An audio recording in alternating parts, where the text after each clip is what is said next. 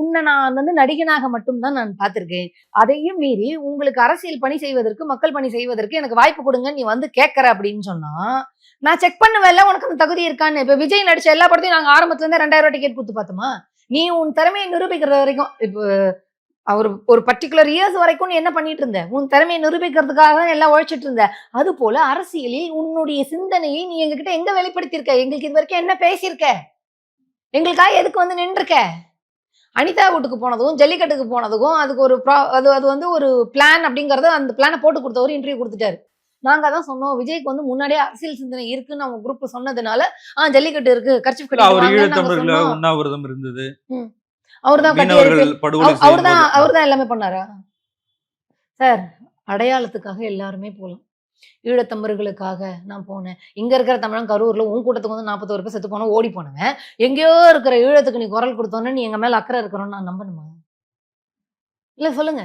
நீ அரசியலுக்கு சார் நீங்க அப்ப நடிகனா இருந்தா நீ வாய தொறக்கலன்னு சொல்ற. நீ கட்சி ஆரம்பிச்சு 2 வருஷம் ஆகுதுல. இந்த 2 வருஷத்துல என்ன நீ அரசியல் பேசியிருக்கிற? களத்துக்கு நீ எங்க வந்திருக்க? களத்துக்கே வர முடியாத ஒருவனை, கரூருக்கே வர முடியாத ஒருவனுக்கு எனக்கு பணி செய்வதற்கு நீங்க வந்து ஓட்டு போடுங்கன்னு சொன்னா நான் எப்படி சார் போடுவேன்? இல்ல அவரை வெளியே வான்னு சொல்லித்தானே வந்து இந்த மாதிரியான ஒரு நெரிசலை ஏற்படுத்திட்டாங்க.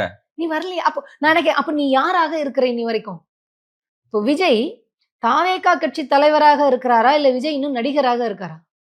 2மே தான். அவர் நடிகராக மட்டும் தான் இருக்கிறார். அவர் ஒரு அரசியல் தலைவராக இருந்திருந்தா, தன்னை வந்து ஒரு அரசியல்வாதியாக காமிச்சிருந்தா, இது நடந்திருக்காது. இது நடந்திருக்காது. அப்படி கேள்வி கேட்கும்போது ஓடியும் இருக்க மாட்டான். அசம்பாவிதம் 1, 2 நடக்கும் பொழுதே அவன் பொறுப்பேற்றிருந்தானா, அவன் தன்னை வந்து ஒரு அரசியல் கட்சி தலைவனாக நினைத்திருந்தான். அவனே நினைக்கல. நான் ஏங்க அவனை வந்து அரசியல் கட்சி தலைவனா நினைக்கணும்? விஜயே அவனுக்கு இல்லையே. இல்ல இப்போ இது ஒரு புது ட்ரெண்ட விஜய் செட் பண்றாரு. என்ன? இந்த மாதிரி பைத்தியக்காரத்தனமா அவன் வண்டி பின்னாடியே ஓடி வந்து கீழ விழுந்து டயர் ஆறுதல் சொல்ல இப்படி கூட சொல்லலாம். கேவலமான ஒரு விஷயத்தை எப்படிங்க குட் எக்ஸாம்பிள் நீங்க எடுத்துக்க முடியும்? அத ரோட்ல அமனமா போறான். அவர் வந்து புதுசா ட்ரெண்ட கிரியேட் பண்றாருன்னு சொல்லிட்டு எல்லாரும் அமனமா போவாங்க. அவன பைத்தியக்காரன் தானே சொல்லுவாங்க.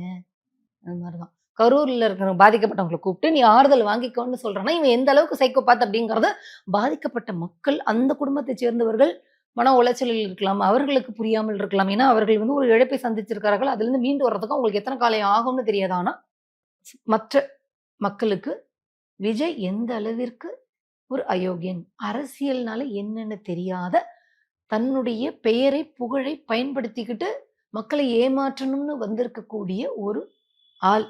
நான் திரும்பவும் சொல்றேன். அவனோட தன்னோட பெர்சனல் ஈகோவுக்கு தான் கட்சி ஆரம்பிச்சிருக்கணும்னு நினைக்கிறானே தவிர, மக்கள் நலனுக்காக, மாநில நலனுக்காக அவன் கட்சி ஆரம்பிக்கலை.